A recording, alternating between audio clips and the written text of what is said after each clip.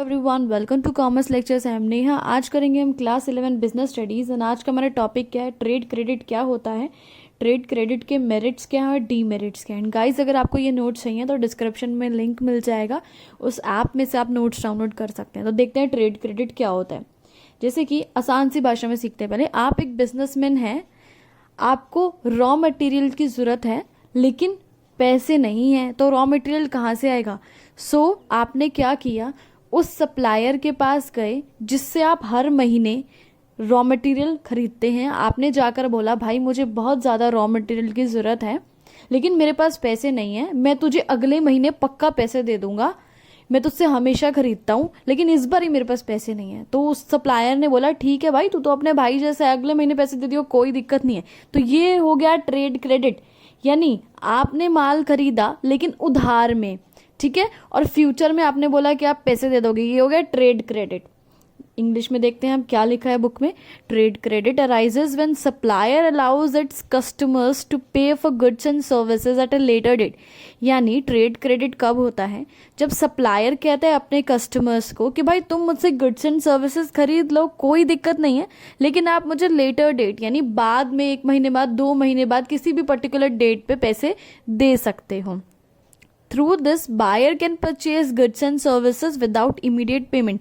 यानी आप अगर एक बायर हैं तो आप गुड्स एंड सर्विसेज आज खरीद सकते हैं लेकिन आपको इमीडिएट तुरंत पेमेंट देने की जरूरत नहीं है। आपके पास पैसे नहीं है, आप फ्यूचर में पैसे दे दो, ठीक है। तो ये है ट्रेड क्रेडिट, यानी उधार में सामान खरीदना, फ्यूचर में पैसे देना। ये एक शॉर्ट टर्म फाइनेंस है। शॉर्ट टर्म का मतलब है थोड़े समय के लिए ही होता है। ऐसे नहीं होता कि मैं तुझे 5 साल बाद पैसे दे दूंगा, नहीं, 1 महीना, 2 महीना, 3 महीना, 4 महीना, ऐसे। ये एक एक्सटर्नल सोर्स ऑफ फाइनेंस है, यानी हम पैसा उधार किससे ले रहे हैं, बिजनेस के बाहर के लोगों से, हमारे सप्लायर से। अगर हम अपने बिजनेस के अंदर से ही पैसा किसी से उधार उठाते हैं तो वो होता है इंटरनल। एक्सटर्नल यानी बाहर से पैसा लिया जा रहा है। अब पढ़ते हैं इसके मेरिट्स क्या हैं। सबसे पहला है रेडिली अवेलेबल, यानी ये आसानी से मिल जाता है। सो ट्रेड क्रेडिट आपको बिना किसी स्पेशल एफर्ट्स के मिल जाता है, लेकिन हाँ एक कंडीशन है, सेलर को आपकी क्रेडिट वर्दीनेस के बारे में पता होना चाहिए कि भाई आप पैसे दे सकते हो या नहीं दे सकते हो, आपकी गुडविल कैसी है। जैसे कि अगर आप दिल्ली में रहते हो और मुंबई में जाके किसी से उधार में सामान मांगोगे राशन वाले से, तो कोई नहीं देगा। लेकिन आप दिल्ली में रहते हो और हमेशा एक ही दुकान से, आपके दुकान जो है गली के नुक्कड़ पे एक लाला है, उसी से सामान लेते हो, उससे उधार मांगोगे, वो दे देगा। उसको पता है कि भाई तुम कहाँ रहते हो और तुम हमेशा सामान लेते हो और हमेशा पैसे देते हो, तो आपकी गुडविल उसको पता होनी चाहिए कि हाँ भाई ये बंदा पैसे दे देगा, आपको पैसे मिल जाएंगे। नेक्स्ट इज फ्लेक्सिबल, यानी कोई रूल्स एंड रेगुलेशन बिल्कुल भी नहीं इन्वॉल्व है इसमें ट्रेड क्रेडिट में। यानी आपका जान पहचान वाला सप्लायर है, आपकी अच्छी गुडविल है, वो आसानी से आपको उधार में सामान दे देगा। नो फ्लोटेशन कॉस्ट, यानी कोई भी जैसे प्रोस्पेक्टस, एडवर्टीजमेंट वगैरह नहीं देनी पड़ती है। अपनी जान पहचान अच्छी होनी चाहिए, आपकी गुडविल अच्छी होनी चाहिए, आपको ट्रेड क्रेडिट मिल जाता है।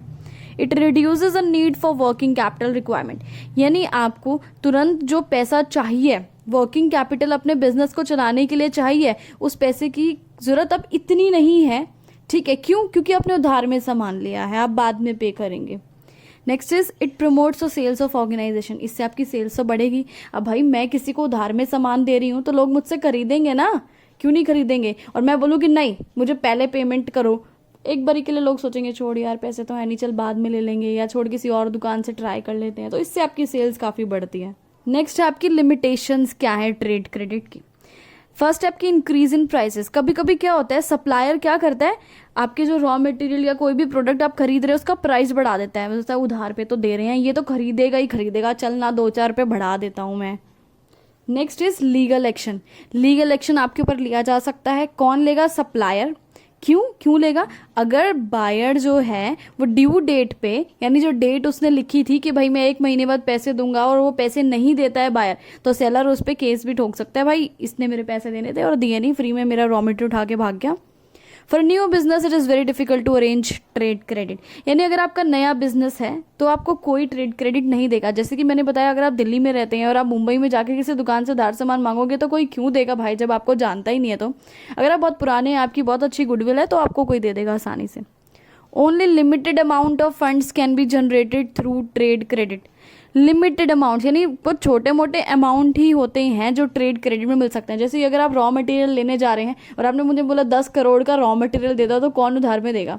हाँ, जैसे कि 5, 10, 15, 20 हज़ार की बात होती है तो शायद कोई बिजनेसमैन छोड़ भी दे कि चल बाद में लौटा दिया, कोई दिक्कत नहीं है।